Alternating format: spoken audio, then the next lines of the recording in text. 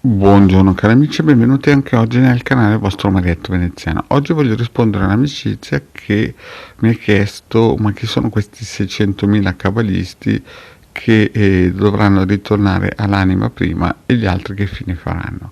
Ma prima di fare questo il vostro Marietto Veneziano vi vuole chiedere di iscrivervi al canale di Ildegarda, al canale di Marietto Veneziano, di venirci a trovare nei nostri gruppi Facebook e anche in Telegram, dove alle 20:30 ogni lunedì sera il decano Marietto Veneziano, coadiuvati da Miras, tengono un percorso esoterico. Se volete fare anche delle belle domande, scrivetele sotto la descrizione, e se volete raggiungerci nei gruppi Facebook o Telegram, sotto in descrizione ci sono i link per raggiungerci. Bene, parliamo un po' di queste 600.000 anime. No.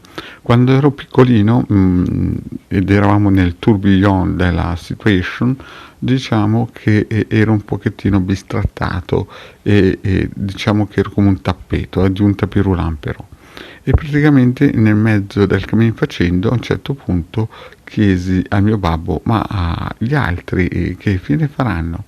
Gli altri che avevano la mia età, mentre io ero un tapirulan, andavano a Madesimo a sciare, facevano i weekend a San Moritz, a Monte Carlo, insomma facevano quello che tutti possono fare quando hanno tanti soldi e non sanno cosa fare d'altro, insomma la bella vita.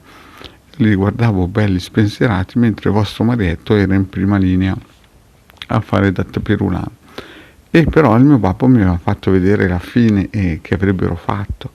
Però sembrava quasi impossibile, perché gente così che stava alla grande in mezzo a tutto quella bufera, che bugiardavano, insomma erano falsi come Giuda, ma a loro gli andava sempre bene, no? A un certo punto appunto io chiesi a mio papà, perché avevo visto la fine che avrebbero fatto ed ero un po' dispiaciuto, però ero piccolino e non riuscivo a mettere bene a fuoco le cose.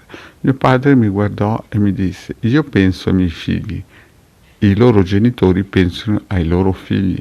E in quel momento lì non capii bene la cosa, perché mi sembrava che gli altri erano debolucci. Purtroppo crescendo io ho visto gli altri, quando hanno il potere, cosa possono fare. Vi spiego una cosa: ci sono alcune religioni di Stato che quando andavano negli altri paesi tipo Stati Uniti di oggi, Canada oppure Sud America o Africa, quando potevano facevano di quelle cose che era incredibile poterle pensare.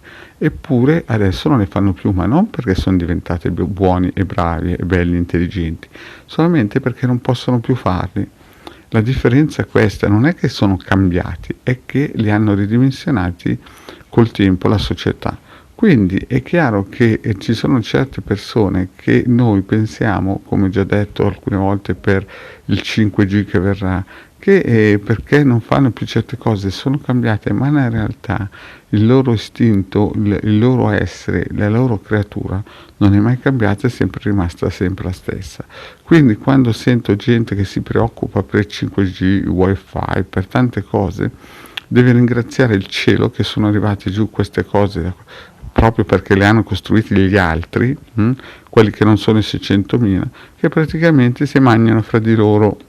Purtroppo è un discorso pragmatico, ma al mio caro amico gli devo dire che ha fatto questa domanda: ai cabalisti ci devono pensare i genitori cabalisti, ma agli altri ci devono pensare i loro genitori, perché se a un certo punto uno, quando sta bene, diventa un Doberman o una persona aggressiva, e quando sta male incomincia a pregare che tutti devono essere uguali, questo qui non va. Io ho visto quando queste persone potevano, che cosa riuscivano a fare, erano veramente birichini. È chiaro che poi il cuore fa sempre male a vedere che questi birichini vanno nel basso astrale, ma più che spararlo nel web, continuare a dire certe cose, le persone non vogliono cambiare proprio perché loro sono costruiti così. E come diceva il capitano degli Alpini di Torino piangendo: è Dio che li fa così, non si può fare niente. Quindi quando uno è davanti alla cheta deve pensare a se stesso, e il proprio genitore deve pensare a suo figlio. È inutile fare il paladino degli altri quando gli altri, quando potevano, in Africa, negli Stati Uniti, nel Canada, nel Sud America e anche in Oriente, hanno fatto tutto e di più di quello che uno può pensare a livello meschino. Della serie uccideteli tutti, Dio vi riconoscerà. Capite che è un discorso duro, molto importante, però purtroppo è così. I cabalisti sono cabalisti e gli altri sono gli altri. È una cosa pragmatica, ma se voi aveste visto queste persone come ho visto io, quando potevano, cosa facevano? E dopo è chiaro che quando viene da pagare il biglietto, no? Come diceva il mio babbo, il primo giro lo offriamo noi gratis, poi però si passa alla cassa e si paga. Perché? Perché gli altri quando potevano facevano di tutto e di più. Io l'ho visto con i miei occhi e vi garantisco che alcune volte quando voi sentite wifi, 5G o certi virus che girano, alcune volte vi garantisco che sono una grazia di Dio che li fermano, perché sennò queste persone qui, se potessero, ne sanno qualcosa gli indiani d'America o del Canada o del Sud America o dell'Africa, sanno qualcosa da loro di come sono bravi gli altri a forza di Padre Nostro e tante belle chicche.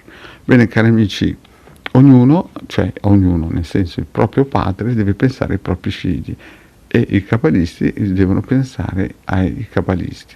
Bene cari amici, il vostro Marietto è finito qui, vi ringrazio di avermi seguito fino adesso e vi chiedo, se non avete ancora fatto, di iscrivervi al canale di Legare Marietto Veneziano e di venirci a trovare nei nostri gruppi Facebook. Grazie cari amici e alla prossima, ciao!